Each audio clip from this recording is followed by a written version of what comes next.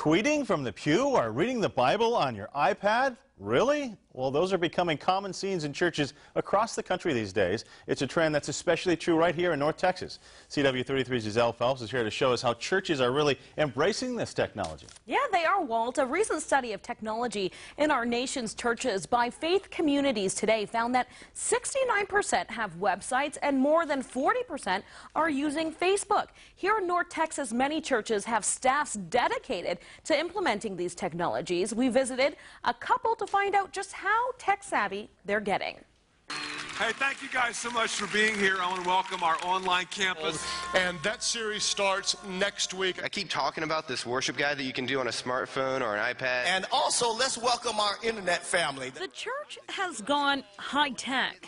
And of course, our bishop blessed us with a word for the season. At the Potter's House in Dallas, it's Jason Caston's job to stay on top of trends. Basically, my job is to take whatever new technology is out there, and for the most part, they're very low cost, and make sure the ministry is able to utilize them. The Potter's House uses Facebook, Twitter, and even Pinterest to connect with its congregation.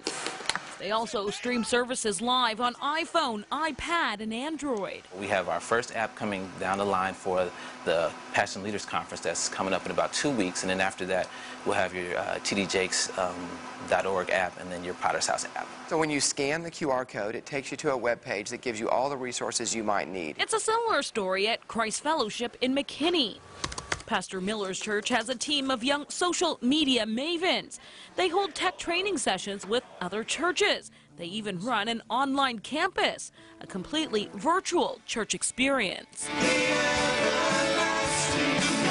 At Christ Fellowship, we're trying to use any technology that can help connect people to God. Pastor Miller says he encourages smartphone and tablet use in church. Tweeting is allowed too. Let's use the tools that God's enabled humanity to create to be able to connect with each other, to connect with Him through the Word of God. Jason Caston says in today's world, a tech-savvy church is a must. But if you want to advance and take the gospel to the four corners of the earth, then you should utilize technology. If you believe that, open up your mouth and give Him praise.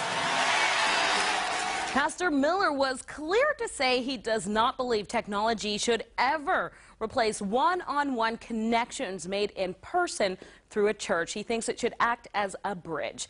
Live in the studio, Giselle Phelps, CW33 News.